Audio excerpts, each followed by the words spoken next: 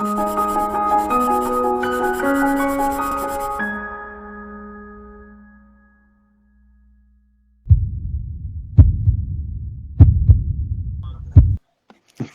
aí, Zuzu. E aí, pessoal, e aí, que tudo jóia? Ué, tamo aí, né, nesse frio aqui no meio do mato. Nossa, fala não, começou a chuva, o frio pegou pesado, né, cara? Nota Nossa, gelado. agora. É, o bicho vai Olha, pegar, né? BH invisível. Ah, o Renato. Então, galera, esse aí é o Ike, né? Acho que não vou falar que Prazer, gente. dispensa apresentações, não, porque nunca é demais apresentar o Ike. O Ike é um cara que ficou sabendo da Caminhos de Rosa logo no início do projeto. Eu, mineirinho, acho que os dois têm, é mineiro igual, e acabou que a gente se conheceu um dia e depois daquele café a gente se aproximou bastante. O Ike é um voluntário da prova, é jornalista, vou deixar ele para ele se apresentar, está ajudando a gente e ele vai. O Ike é um cara que tem uma visão muito diferente das coisas que acontecem na Caminhos de Rosa, da visão do sertanejo. É um cara que pratica esporte com outro propósito que não é ganhar, que é qualidade de vida, e eu acho que vai ser um papo bem legal, né, Ike? Rapidamente, realmente, assim, eu tenho que ser apresentado sim, Zuzu, porque eu sou muito bicho do mato. Então, assim, eu sou um cara que sou ultramaratonista. Comecei mais tarde, comecei aos 47, 48 anos a praticar o esporte. Até então eu era totalmente sedentário, tinha 120 quilos, totalmente sedentário, paradão de tudo. E fui conhecer a corrida aos 50 anos de idade. Então, realmente, tem relativamente pouco tempo, né? Eu estou com 61 anos agora, de que eu corro. Aos 53 eu fiz minha primeira maratona, minha primeira ultramaratona, e a partir daí eu não parei mais. Eu sempre gostei de lugares diferenciados. Eu gosto da corrida, mas eu gosto também dos locais, né? Então, assim, a minha primeira maratona, para ter uma ideia, foi no deserto do Atacama, né? E eu sempre busquei lugares e corridas completamente diferentes, porque corrida para mim, o esporte para mim é um prazer. E foi assim que eu conheci o Zum Zum. Um dia eu fiquei sabendo de uma tal de Caminhos de Rosa, que fazia Caminhos de Guimarães Rosa, uma maluquice desse tipo. E eu sou jornalista também, e sou jornalista e dirijo, trabalhei muito tempo nas organizações Globo, cerca de 30 anos. Foi um dos caras que fundou a CBN aqui. Hoje estou na Band News. A Band News, inclusive, hoje está fazendo 15 anos. E onde eu trabalho, eu sempre procurei também incentivar muito o esporte, principalmente o esporte solidário. Então, com isso, na época, eu liguei para o Zum Zum, não o conhecia realmente, procurei lá o telefone, algum amigo comum me deu o telefone dele, e falei com ele, cara, que maluquice é essa? Eu gostaria de sentar com você para poder conhecer esse projeto, porque só de imaginar eu fiquei apaixonado. E aí a gente marcou um café, né, para se conhecer, foi até aqui no Jardim Canadá, eu moro aqui na região de Macacos, e aí a gente começou a conversar. Essa conversa durou 3 horas, 4 horas, eu nem lembro. A gente tomou café e saiu de lá assim, de pileque de tanto café que a gente tomou, saca? Mas quanto mais eu ficava sabendo desse projeto, mais apaixonado eu estava. E o Zum Zum, ele estava com a ideia de fazer um caminho de peregrinação lá, né? E a gente começou a Oi, conversar. Eu falei assim, olha, primeiro veio o jornalista, né? Eu falei, cara, isso dá matéria, é uma matéria muito legal, porque é uma coisa totalmente diferenciada, e principalmente a forma como o Zum Zum organiza a corrida.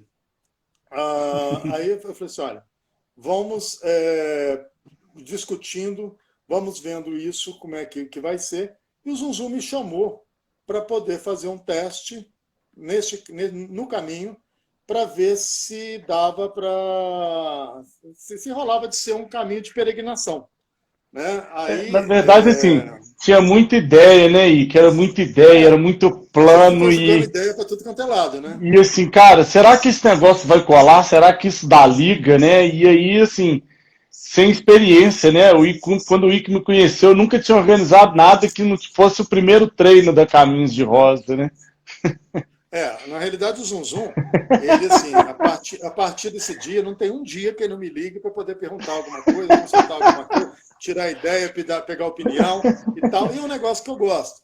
Eu gosto porque eu gosto da visão que o Zum Zum tem, que não é uma visão de negócio, né? E sim uma visão social de um negócio. Depois disso, inclusive, assim, a gente, igual o Zum Zum está falando, a gente teve várias e várias conversas, vários e vários vai e vem, várias e várias ideias. E aí chegou a essa ideia que o Zum Zum tinha, que era uma vontade dele, de fazer ali um caminho de peregrinos, né? Como o próprio Guimarães Rosa fez, junto com a boiada, né? Aí eu pirei, falei, cara, isso daí é demais, porque eu sou um corredor que eu gosto de correr, mas eu sempre pergunto assim, quantas horas eu tenho para poder terminar essa prova? Porque eu gosto de curtir a prova o máximo possível, eu gosto de estar na trilha o máximo possível, eu gosto de estar na estrada o máximo possível, para poder curtir aquilo tudo. Eu não tenho aquela coisa de chegar primeiro, chegar depois, não. Eu paro, ajudo Deus todo mundo e tal, fico lá só mais ou menos de olho se eu vou chegar dentro do tempo. Né? Isso é uma coisa que eu gosto de fazer. Agora, fora isso, eu gosto realmente disso, eu gosto de entrar dentro da prova e curtir a prova com todos os detalhes. E essa experimentação, que o Zum Zum me convidou para ser um dos 3 experimentadores, me chamou muita atenção, primeiro porque não era uma corrida, era uma peregrinação. Né? Ou seja, eu teria que domar a vontade de correr, não podia correr de jeito nenhum, eu tinha que ir no ritmo de um peregrino que ia ficar pelo menos 5 dias numa estrada, que eu não tinha a mínima ideia, nunca tinha ido para aquele lugar, não conhecia. Nem eu. De nada. E a gente pensou, cara, vamos lá, vamos ver o que vai dar. Tanto é que do trajeto, né, inicial que a gente estava pensando, depois a gente foi mudando em função das coisas. Mas foram 165 quilômetros, né, Zum Zum? De estrada. Olha, eu nunca comi tanta poeira na minha vida, eu nunca tomei tanto sol na minha moleira. Cara, e foi um negócio que eu nunca me diverti tanto. Entendeu? Eu lembro porque a gente que descobria. Eu lembro que a gente teve essa conversa lá no Jardim Canadá, e aí logo em seguida eu tive uma reunião no museu, né? Para falar que a gente queria fazer uma caminhada e que ia ser uma coisa histórica e ia terminar na Semana Rosiana. O museu achou a ideia fantástica, mas não se pronunciou. Para o pessoal saber, Museu de Codesburgo, tá? Só para o pessoal saber.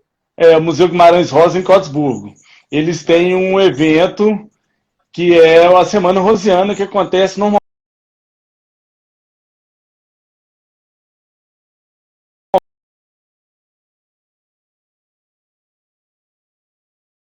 na primeira quinzena de julho.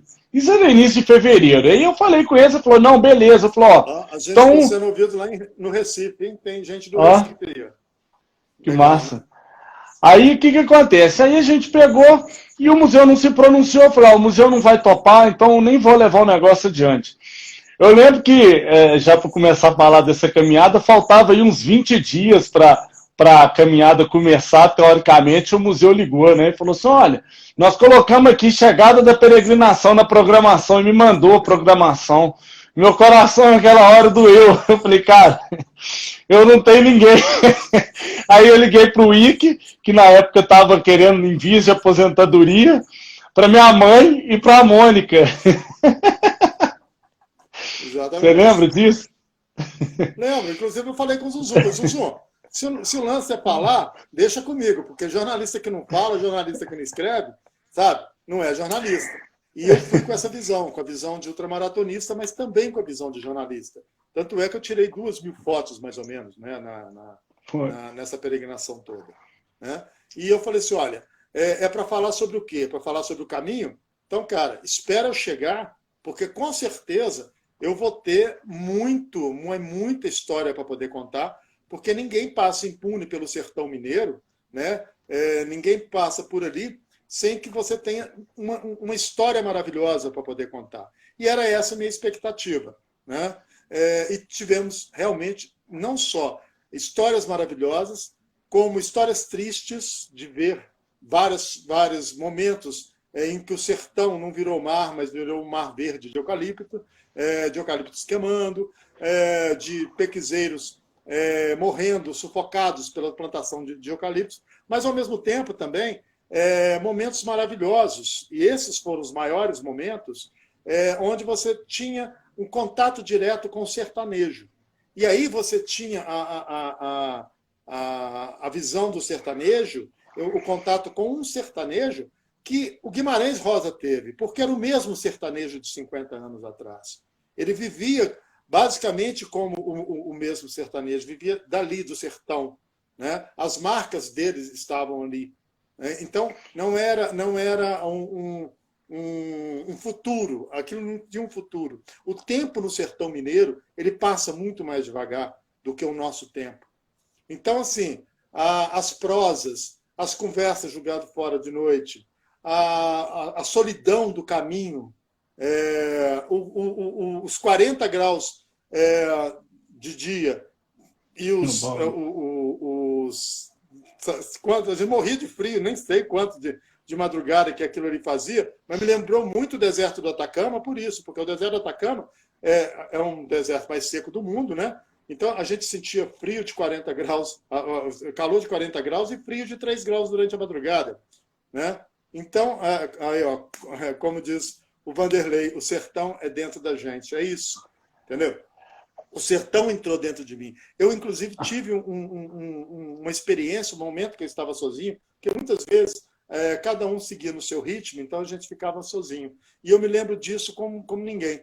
O silêncio do sertão é um negócio que, assim, ensurdecedor. E, de repente, eu ouvi aquele barulho, um barulho que eu nunca tinha ouvido na minha vida, e quando eu vi, era um estouro de uma boiada. Eu falei, caramba, bicho. Eu voltei no tempo aqui, entrei em algum lugar, em alguma máquina do tempo, porque até a boiada chegou, sabe? Então, e aí a boiada passou, logicamente, não por mim, ela estava dentro de uma fazenda, mas teve um pequeno estouro, e esse foi o barulho, que eu nunca mais esqueci, que arrepia, né? A gente, assim, atola o pé numa poeira fina pra caramba. Então, assim, é uma história da gente que entra dentro da gente, que sai dos livros e entra dentro da gente. E olha, foi uma das maiores emoções que eu tive na minha vida esses 5 dias. O Zum, assim, né? Eu nunca vi. Ele era um cara de apoio. Só para vocês terem uma ideia, a gente saiu 7 horas da manhã, era o nosso horário, a gente andava de 7 da manhã às 5 da tarde, né? Então, saímos como um peregrino mesmo. Coloquei minha mochilinha, minha sala nas costas, né? Falei assim, hoje você não vai para a montanha, não, hoje você vai para o sertão. Com 2 mudas de roupa. Era uma muda que eu andava durante o dia inteiro e a outra muda que eu ia andar no dia seguinte, que era o que normalmente o peregrino vai usar. E aquele material básico para aquele dia, para passar o dia, que eu imaginava. Tudo eu imaginava, tudo o Zum imaginava, tudo a Mônica, a Pia imaginavam. Mas a gente não tinha certeza de nada, nem o que a gente ia encontrar no meio do caminho, onde que a gente ia dormir, como que a gente ia fazer. Era isso que a gente tinha ido buscar, para poder ver se era viável. Porque a gente não estava buscando pousadas, hotéis maravilhosos. Não, a gente estava buscando onde que, por exemplo, o peregrino poderia ficar numa casa do pessoal, né, eu acho localidade. Diga. Acho que assim, isso que você coloca são alguns fatores que são muito interessantes, né? Porque, primeiro, quando a pessoa passa a ficar na casa de um morador ou de um sertanejo e passa a conviver de uma forma com ele, vamos dizer que obrigatória, né? Quando isso, de certa forma, não é um querer, mas é uma imposição, que seja pela organização ou pelo propósito do evento, a gente começa a ver como que a vida antigamente era difícil, né? E aí, às vezes, a gente paga para viver uma experiência que é para tirar a gente da zona de conforto, e o tanto que isso faz a gente refletir nas experiências que a gente tem tido, né? Na profundidade. E assim, e não tem uma pessoa que faça o Caminhos de Rosa. Eu acho que qualquer evento de caminhada, Caminhos de Rosa, eu acho que como a gente busca muito isso ainda é mais profundo, não tem uma pessoa que não passe por essa experiência que não saia modificada de alguma forma, né? Não tem como não tocar na gente, né? É assim que você conhece. Eu sempre fui um mochileiro, né? Então, eu quando era jovem, isso tem tempo, viu? Põe uns 40 anos lá para trás, 40, 50 anos lá para trás.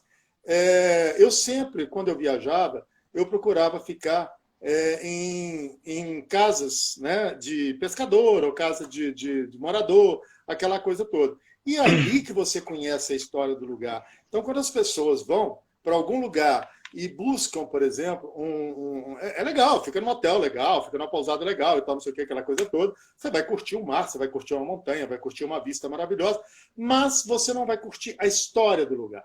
A história só é contada, ela não é contada num almoço, ela não é contada no jantar, ela é contada na hora que a pessoa te acolhe. E o mineiro... É na hora que você vive ela, né?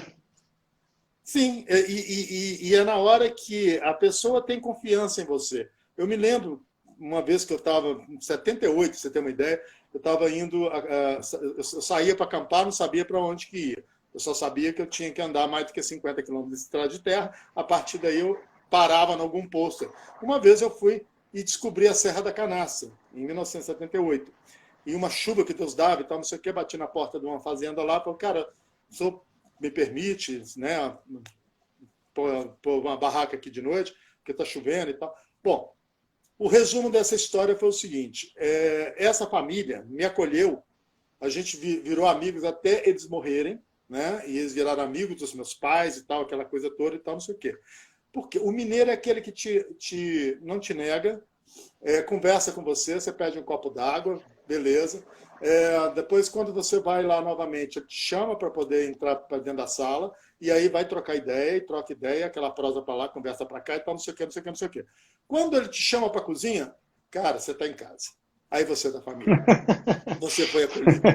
Então, exatamente. E isso é muito emocionante. A partir dali, você consegue realmente conhecer a história, conhecer a sua história, conhecer a história dos lugares e a história das pessoas. Eu me lembro claramente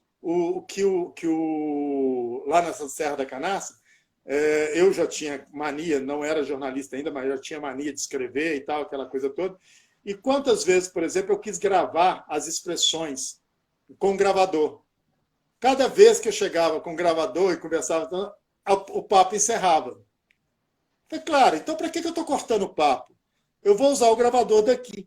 Até hoje eu tenho na minha cabeça as lembranças daqueles papos, daquelas expressões idiomáticas, das conversas com a dona Maria, com o seu Zazico e as filhas dele. Quer dizer, tudo isso está aqui. Né? É igual o que a gente mais traz de uma viagem? São as lembranças. Isso é a coisa mais bonita. E uma das coisas mais fortes para mim foi exatamente esses 5 dias na estrada de Caminhos de Rosa. Isso, claro. Eu acho que... Gente? Aí eu fiz ultramaratona, fiz maratona, fiz corrida, fiz... Cada hora eu vou, um ano eu faço alguma coisa. Eu acho que assim, quando a gente passa a ter esses convívios, igual você está falando da Serra da Canastra, tem uma história também que é muito interessante, de um morador de Codesburgo que um dia resolveu dar a volta ao mundo pedalando, sabe? E aí ele começou pela Argentina, subindo ali Chile, e aí quando ele chegou na Bolívia, ele já morto, a fim de desistir, cansado e tal, ele para numa casa de uns bolivianos, uma família muito simples, e aí na hora de jantar, ele percebe que só no prato dele é que tem ovo, sabe? Além do arroz. Aí ele olha para um lado, olha para o outro, e aí pergunta para o morador, mas vocês não vão comer ovo não? E a dona pega e responde para ele, olha, você precisa desse ovo mais do que a gente, porque a sua jornada começou agora. E aí ele falou que naquela hora, ele falou, rapaz, eu tenho que terminar esse negócio. Então, assim, quando a gente parte para umas jornadas, tipo uma caminhada, essas jornadas que a gente tem que abrir mão de todo o conforto, de toda a estrutura que a gente tem na cidade, chega uma hora que a gente é carente de umas coisas tão elementares que faz a gente refletir de fato o que a gente precisa para ser feliz, o que de fato inspira a gente, porque a gente começa a olhar para as outras realidades, e aí eu acho que essa é a vivência do sertão, que o sertanejo ainda carrega aquele espírito de 50, 60 anos atrás, e aí quando você vai viver com esses caras, você começa a perceber assim, o tão pouco a gente precisa para se inspirar, para continuar vivendo, e o tão duro é a vida sem esses confortos que a gente tem. Então a gente passa a dar valor a uma série de outras coisas que a gente não percebe no dia a dia, né? Eu acho que isso é É, legal. eu não consigo viver sem meu queijinho, meu café, meu pão de queijo e sentar na beira do fogão de lenha e jogar a conversa fora. Isso é muito gostoso, isso eu fiz a vida inteira e isso eu vou fazer a vida inteira, né? E eu também já percebi que eu não consigo viver sem as montanhas. Eu sou um cara das montanhas, não sei, a vida inteira eu estive nas montanhas de alguma forma. Hoje eu estou nas montanhas de uma maneira que acho que eu mais amo, porque eu estou descobrindo sempre novas montanhas, novos montes, novos morros, né, novos caminhos. A corrida nos proporciona isso. Aí quando eu falo que, por exemplo, assim, nesses 165 quilômetros desses 5 dias, se eu fosse começar a contar cada dia aqui, cada história, cada lugar, a gente ia ter que fazer assim, uns 5 dias de um dia para cada uma live para cada dia. Mas ali naquele caminho eu fiquei imaginando, por exemplo, o Zum que o Zum ia fazer para poder fazer a primeira maratona, a primeira ultra. Eu não me arrisquei, logicamente, a fazer aquelas maluquices de 250 quilômetros, né? Mesmo porque assim, eu tenho os dois joelhos operados, e assim mesmo eu já faço, continuo fazendo as mesmas maluquices. Mas, e o Zum faz questão de colocar uns quilômetros lá de estrada de ferro, entendeu? Só para zucrinar mais meu joelho ainda lá no início. Mas Ah, o tudo bem. pessoal do Caminho Eu me lembro... Caipira, ó, Marciana. Aí, galera. Mas eu me lembro, a última vez que eu fui, inclusive, tinha um mês que eu tinha operado o joelho. Também a gente faz umas maluquices. Aí eu Você foi com saí a dos Ana, né? 55. Não, a Ana foi tem 2 anos antes. A Ana é uma repórter do Globo também, que eu também conheci numa corrida, lá em Santa Catarina, se eu não me engano, foi numa ultra lá em Santa Catarina, lá em Bombinhas. A gente se conheceu lá nessa corrida.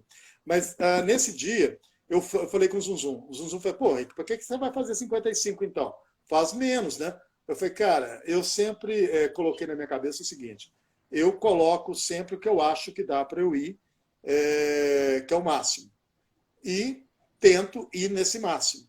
Se não der, eu paro, não tenho isso. E eu normalmente não paro. Mas dessa vez, realmente eu exagerei. Um mês depois de operar joelho, depois de passar 6, 7 quilômetros naquela estrada de ferro do Zum, depois correr e tal, aquela confusão toda,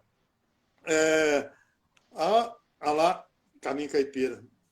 A Marciana, ela Aí, fez a primeira que ela fez logo depois de você, a primeira turma aberta. A Marciana foi pessoa fantástica.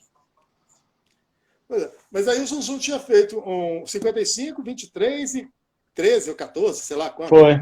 Aí o que eu fiz? Quando eu cheguei quase lá na fazenda, realmente eu vi que meu joelho não ia dar. Eu encontrei meu treinador no meio do caminho ainda me dando uma dura, né? Que é o Rodrigo da Endorfina. Aí eu falei assim, tá bom, eu vou dar uma parada. E aí eu pedi uma carona, pedi um arrego e voltei. Mas quando eu voltei, estava largando a corrida dos 13 ou 14. E aí o Zunzu ainda virou muito sacana para mim, virou para assim, ô Ike, eu acho ela mais bonita, porque ela sobe lá no morro, dá para você ver aquele visual que vai chegar no pôr do Foi sol. mesmo. Cara, não quis nem saber. Eu joguei os negócios lá e larguei junto com a galera Cheguei tardão pra caramba, mas cheguei de noitão já e tal, aquela coisa toda. Mas cheguei e realmente era um visual maravilhoso lá de cima da moto, só aquilo valeu a pena. Né? Então acabou que assim, eu não fiz os 55, mas se juntar as duas que eu fiz, deve ter uns 35, 40, por exemplo, rolou aquele dia ali. Então, Acabou que quase que você fez os 57. Também tem isso, né? Não, vamos fazer 50, aí é 57. Vamos fazer 55, não, aí é 58. Assim, o Zunzum tem essa mania. Mas, olha, realmente é um lugar que te inspira, um lugar que... São poucos os lugares onde você consegue ouvir o barulho do silêncio. E lá você consegue. Lá você consegue respirar o ar do sertão. Lá você consegue conhecer muito das suas raízes. Eu sou mineiro, sou de Belo Horizonte, sempre adorei. Eu, antes de sair para fora, de fazer qualquer coisa, eu viajei esse estado Lela. Muito na mochila. Depois viajei esse país muito na mochila e depois eu fui para fora. E eu tenho uma ligação muito forte com Minas Gerais. Né? Mas, antes de mais nada, eu tenho uma ligação muito forte com cultura. E aí a cultura pode ser daqui, pode ser de Minas, pode ser do Brasil, como do exterior. Quando eu vou correr no exterior, cara, não tem coisa mais gostosa do mundo do que você sentar e conversar e trocar ideia com a galera que nasceu ali, com a galera que vai te contar a história na visão deles, não numa visão turística. Né? Então, com isso, você vai aprendendo, você vai criando uma bagagem maravilhosa. Né? Então, assim, não tem coisa mais gostosa que, por exemplo, assim, topa fazer uma maluquice? Topa. Então, onde o nariz estiver apontando, estamos indo.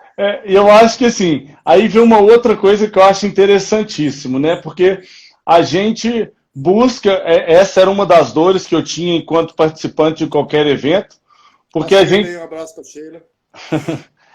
Sheila. A gente vai participar de evento fora, porque lá a gente tem a possibilidade de sentar num café, conversar com um morador local, e assim, e o morador entende a importância do depoimento dele, da conversa para nós. Isso é turístico.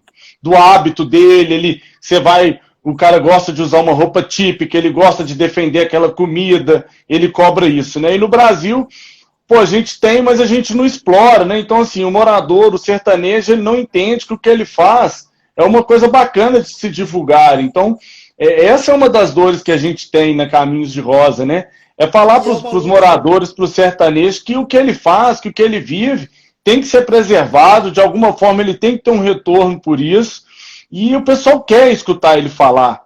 Então tem que quebrar esse paradigma, né? Eu acho que isso é uma lição que a gente tenta tirar sempre. Quando eu sentei com você para a gente tomar aquele café, uma das coisas que eu fiquei mais apaixonado foi com essa sua visão, que é uma visão de sustentabilidade, né? De você trabalhar junto com o morador local. Eu me lembro que eu estava extremamente irritado, porque eu tinha acabado de fazer uma prova em Ouro Preto, também só de correr sem lesão, onde o pessoal de Ouro Preto não tinha nem ideia de que estava rolando uma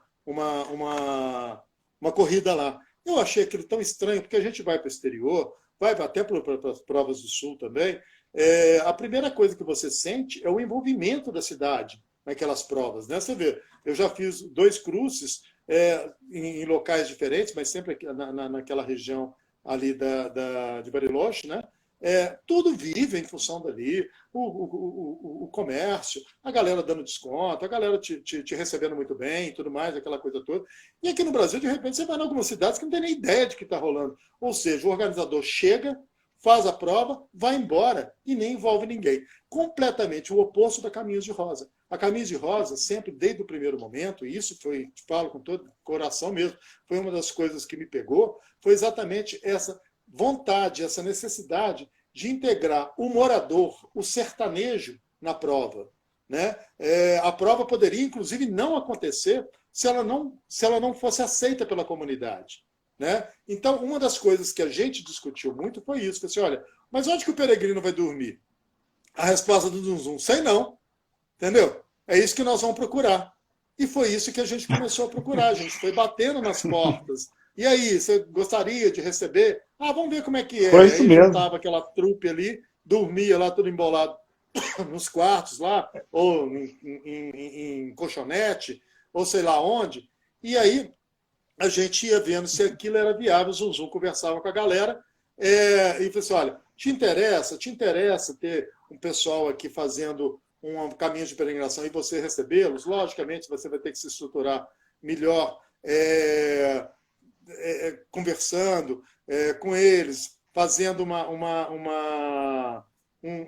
um chamado para que vocês sejam local de hóspede, mas aí você vai ter que oferecer um café da manhã, isso aqui, tá. Ou seja, fazer circular também um pouco mais de dinheiro.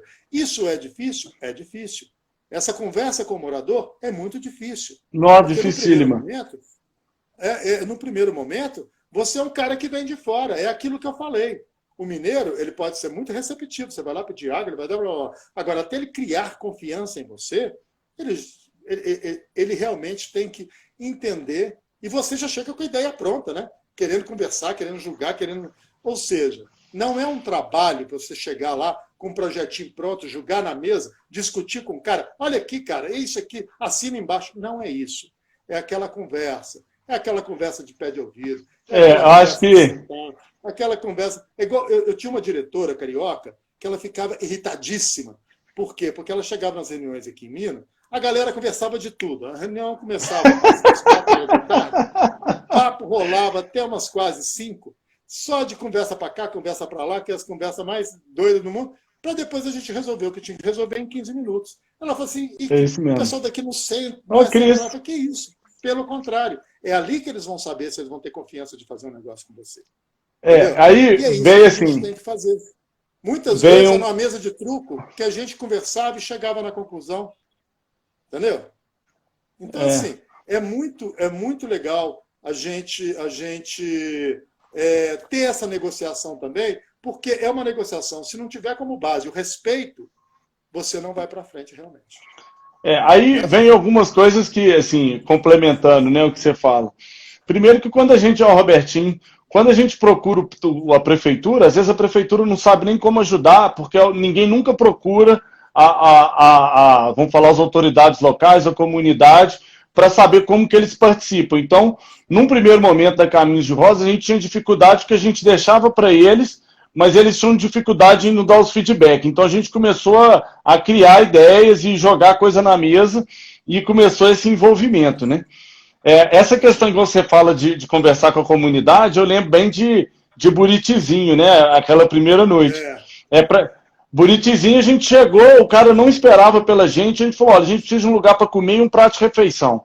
Como ele sempre recebe de coração aberto, botou a gente num casebre, serviu a comida que a família dele comia, e aí a gente dormiu, passou um perrengue do caramba à noite, e aí eu falei, pô, como é que eu vou falar com esse cara que ele precisa receber melhor?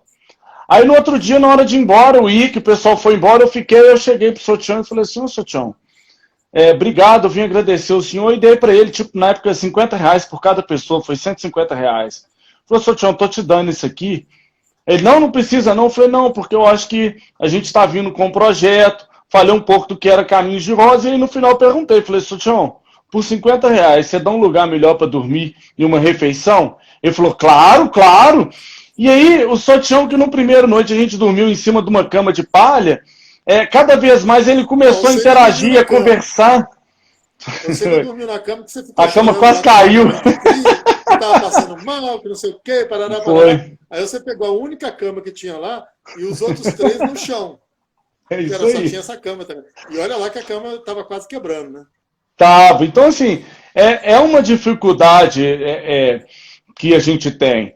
E assim, e aí você percebe que a dificuldade se trata na cultura, né? A gente, o brasileiro, a comunidade, não entende que aquela vivência, aquele cotidiano é um produto turístico e é uma interação que tem que ser valorizada. Alguém colocou aqui uns minutos atrás que eu fico no percurso perguntando como que está rolando a prova, né? Isso eu falo, o Ike foi na caminhada, o tempo inteiro eu estou ali perguntando, porque por mais que a gente planeja, por mais que todo mundo planeja, por mais que a gente cria uma expectativa sobre a nossa sensação em determinado momento, é papel meu saber se isso é condizente com o que está sendo vivido, né? Então eu tenho o hábito, sim, o tempo inteiro, em qualquer evento que eu faço, de estar ali perguntando para todo mundo como é que as coisas estão acontecendo, né? E tem uns caras igual o Ike aí que me dá o feedback na marreta, né? Antes, durante e depois. E é na lata mesmo. Eu não tenho na língua mesmo, porque o Zoom sabe disso. Então, assim, eu me lembro que, inclusive, nós mudamos o percurso um tempo, porque o percurso original que o Zoom tinha feito, desses 165 quilômetros que a gente fez, cerca de, não sei, quase 20 quilômetros, era asfalto. Então, o que a gente tem que fazer? Não é só sair de um lugar e chegar no outro. A gente tem que ter o prazer de estar naquele lugar. A gente tem que ter o prazer de estar fazendo aquilo ali, antes de mais nada. Porque se você não tiver aquele prazer, quem é que vai fazer um caminho de 160 quilômetros por obrigação? Só maluco, né? Então, assim, eu quase que eu matei o Zum. Falei, Zum, como é que você coloca tanto asfalto aqui? Pelo amor de Deus, você tira essa busteca daqui.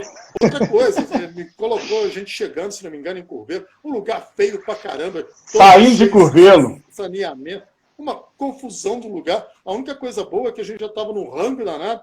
E assim, a gente saiu num posto de gasolina lá e comemos pra caramba naquele posto de gasolina e tal. Mas esse foi um dos lugares que pôs o Zum Zum para poder quebrar a cabeça, para poder trocar aquele local original por algum atalho que fosse mais interessante. Então, assim, é muito legal. E uma das coisas que a gente foi percebendo no caminho é exatamente isso. Como que a comunidade, por exemplo, recebia alguém que estava ali, caminhando.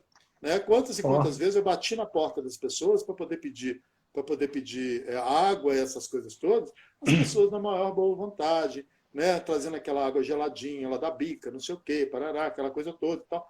Então, assim, e trocando ideia, aquela conversa bem mineira mesmo, aquela coisa legal, e sempre olhando para a cara da gente, assim, o que esses malucos estão fazendo andando debaixo do...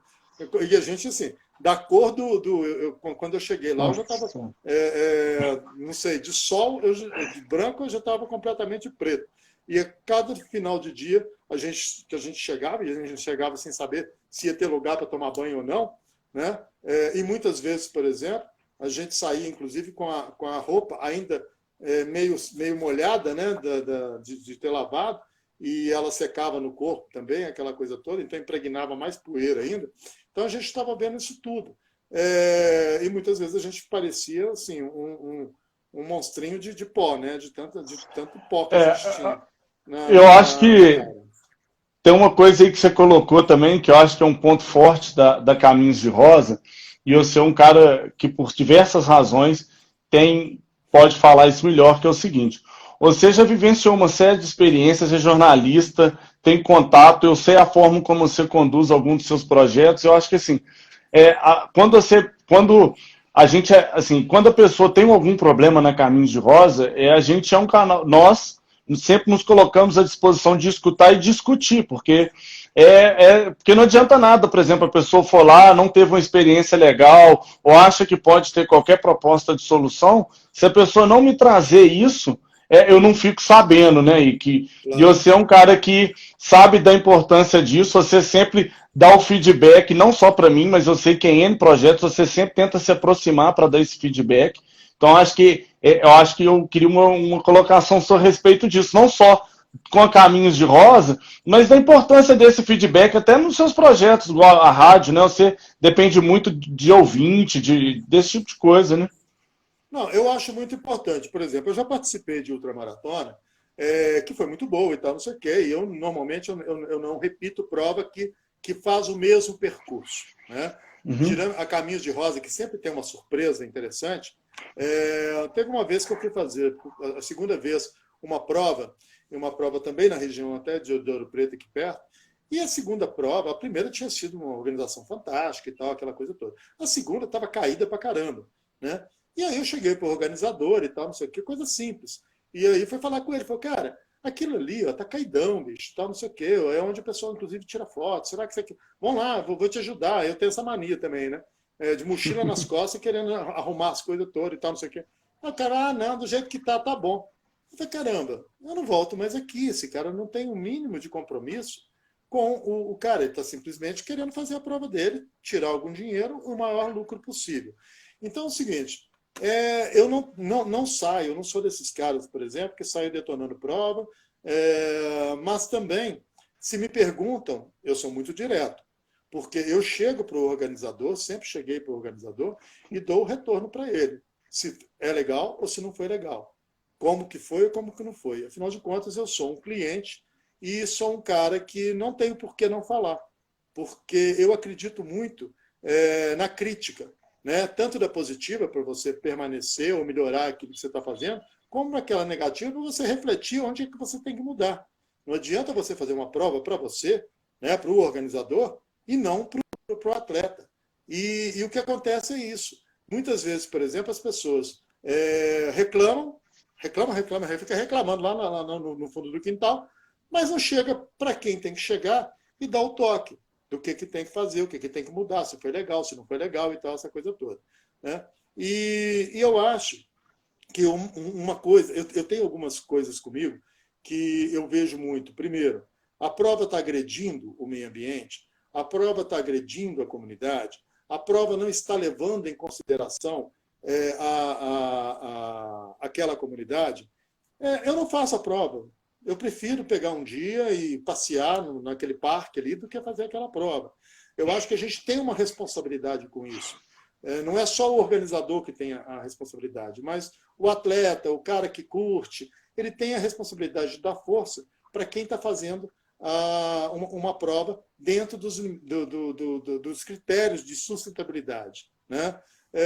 Então, assim, uma das coisas que eu mais gosto da Caminhos de Rosa é que você está sempre pensando em alguma coisa que está ligada à comunidade, né? A prova não existe sem estar linkada com a comunidade.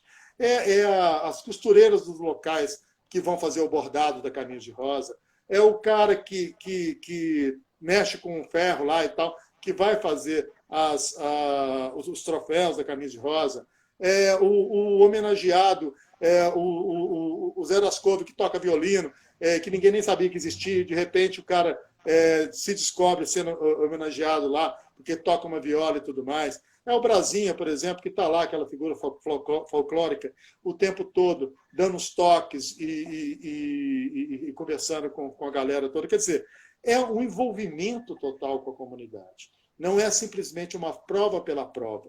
Entendeu? E, ao mesmo tempo, fora essa parte, que é a parte, para mim, ela é a primeira parte, que é a parte mais fundamental, que é o envolvimento e levar oportunidades de negócios para as comunidades, né, que estão envolvidas, né, naquela corrida, o pensamento no atleta. Então, aí vem, por exemplo, quantas e quantas vezes eu já falei com o Zum. Você está com problema de staff? Eu não vou correr, eu vou lá te ajudar. Entendeu? Vira staff. Sabe? Ótimo, vamos lá, vamos tocar o barco e tal, não sei o quê. Ou então, meio de prova, de repente aconteceu alguma coisa, para a prova naquela hora, para que a prova dê certo. Sabe? Por quê? Porque é um projeto que eu acredito. É um projeto que eu quero dar força. Quando eu brinquei no início, falando que o Zum buzina na minha orelha todo dia e tal. É verdade. Está fazendo alguma coisa, ele me pergunta e tal, não sei o que, aquela coisa toda. É verdade. Com ele, cara, eu quero ajudar que esse projeto vá para frente e fique cada vez mais forte. Porque eu acho que é um exemplo de projeto para todo organizador de corrida. Não é um projeto onde se pensa no lucro no primeiro momento. Entendeu? Claro que o lucro tem que ter, mas o lucro não é lucro pelo lucro. Quantas e quantas vezes, por exemplo, o Zum tirou dinheiro do bolso dele para poder inteirar nessas provas?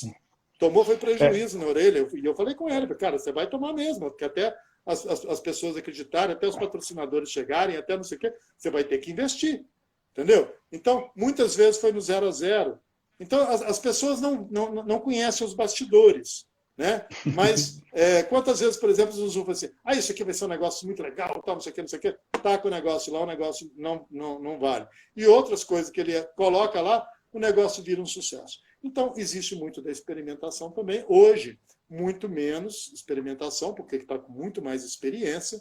Zum, inclusive, se especializou. Cara, não dá para você querer também ser um empresário do esporte sem você pegar um know-how disso. E o Zum foi para a aula, foi para aprender também a parte teórica, que é muito importante. Quando eu falo de sustentabilidade, porque uma das pós que eu tenho é exatamente nisso, é sustentabilidade de empresas, né? E mostra a importância dessa empresa para a sobrevivência da empresa se pensar sustentavelmente. Né? E aí, valeu aí o Alexandre pela disponibilidade aí da Correr Sem Lesão. Valeu, a gente vai usar. É o Alexandre do blog Correr Sem Lesão.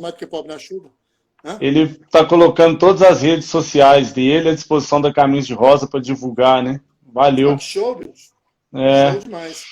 Que e assim, eu acho ainda está sendo mais que o Zum está trabalhando e que está pegando um trabalho melhor agora, que são as redes sociais, né, Zum?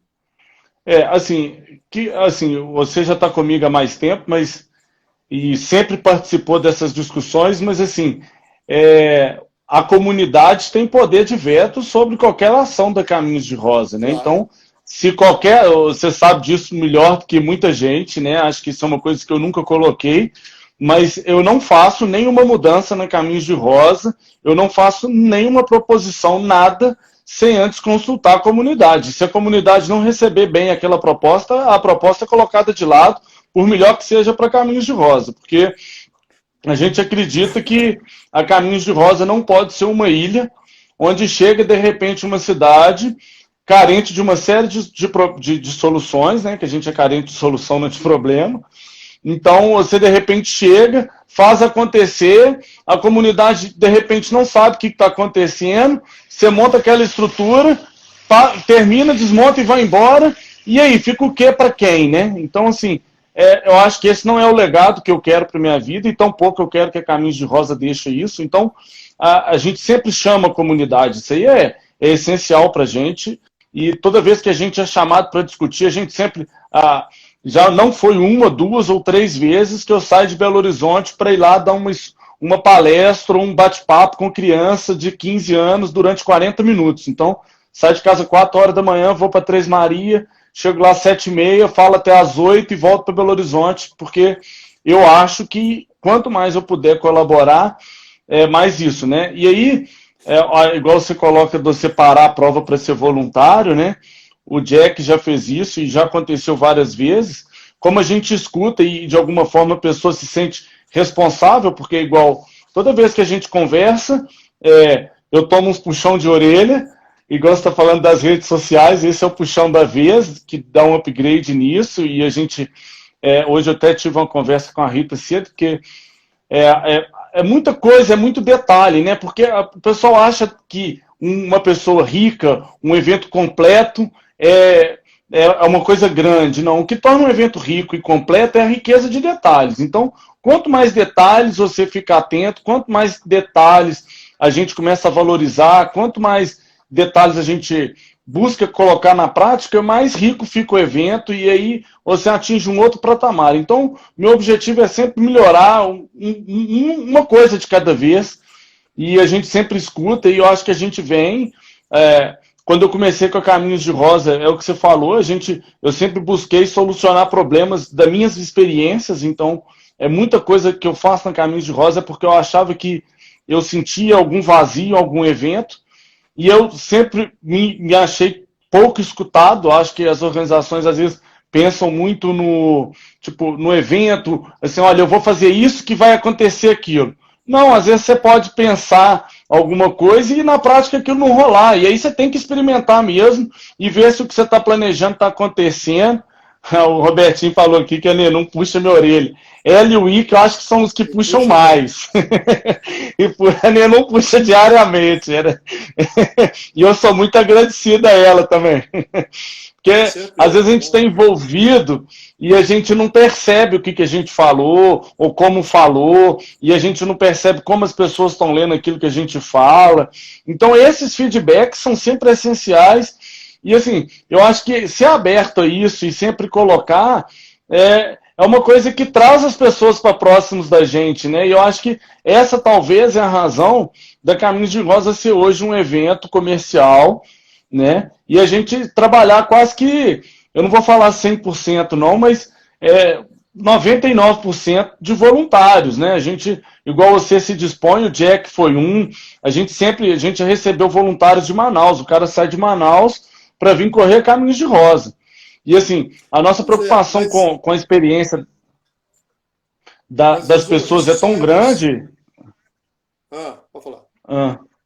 É porque, assim, igual você colocou, você foi para fazer os 55, não conseguiu, voltou, descansou, e assim, a gente entende que é tão importante a pessoa vivenciar, que eu falei, poxa, aquele produto que é subir os 13 quilômetros, que vai dar uma vista que o Ick gosta, a Caminhos de Rosa entende que você vai lá, entra lá na baia de largada, participa, porque essa experiência, se a experiência anterior não foi positiva, essa vai ser, então vai lá e participa, porque você veio aqui em busca de uma experiência. E isso é muito mais importante, não só para o atleta, mas para a comunidade, né? É assim que a gente vê, é assim que a gente tenta conduzir as coisas aqui, né? Eu acho que o principal, que tanto o atleta quanto a comunidade, eles percebem, por exemplo, que o Caminhos de Rosa é muito transparente, né? E você é um cara naturalmente já transparente. Então, assim, isso é muito importante porque isso cria uma relação de confiança, entre todas as partes. porque dá para fazer? Dá para fazer, vamos tentar, não sei se dá, vamos tentar. Não dá para fazer, olha, isso aí sinto muito, mas não dá para poder fazer. É como a discussão, por exemplo, sobre ter ou não ter a Caminhos de Rosa esse ano. Né? Então, o que foi o principal, o decisivo? Né? A responsabilidade. Então, essa palavra ela foi realmente a palavra-chave para que realmente não se fizesse a Caminhos de Rosa esse ano.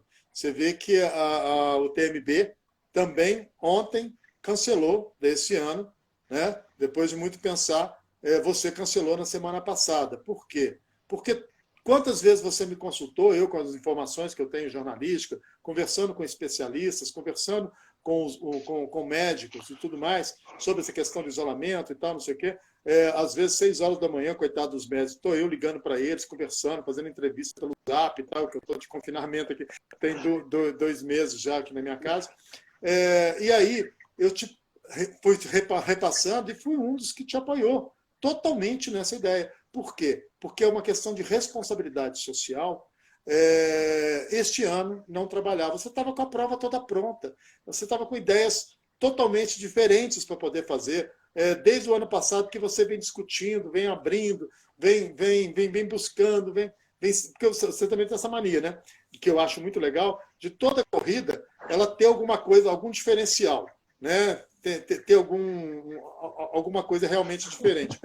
E depois de todo esse trabalho, você chegar à conclusão de que você não vai poder fazer essa prova é muito complicado. Eu me lembro que a gente passou por isso, mais ou menos, em Mariana, né? Quando a gente trabalhou na formatação da primeira maratona de Mariana, que é a Maratona Galo Velho, que é totalmente diferente, né? A ideia do que é hoje, por exemplo, e que ela ia ocorrer no dia 22 de novembro. Dia 5 teve o estouro da barragem. E aí a gente teve que cancelar, quer dizer, adiar, jogar para o outro ano e tal, não sei o quê, mudar totalmente a ideia dela e tal, aquela coisa toda, que ela virou uma maratona solidária aos atingidos pela barragem e tudo mais, aquela coisa toda.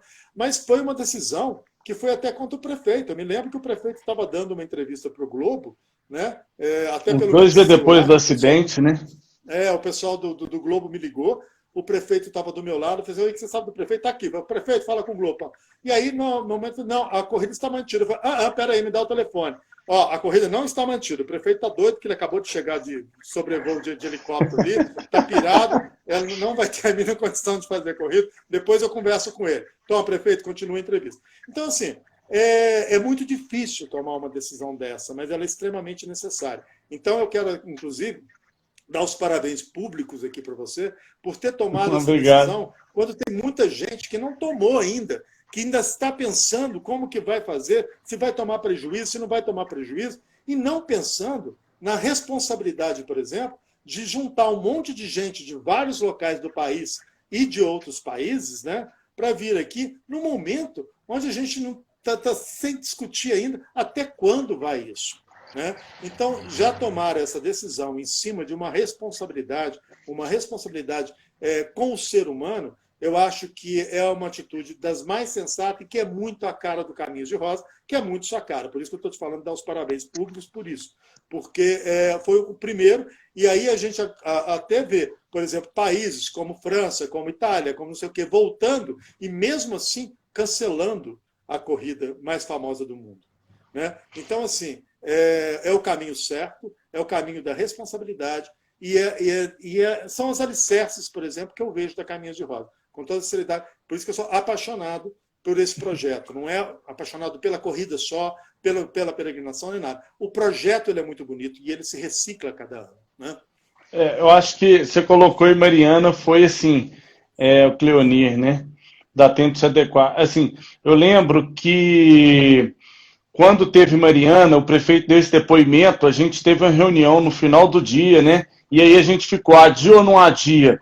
E aí você colocou, olha, o prefeito concorda em adiar o evento, em manter o evento e tal. E aí a gente discutiu, olha, beleza, a gente vai manter o evento, porque a cidade precisa disso para poder, assim, como uma forma de superar aquilo. Mas aí a sensação que a gente teve...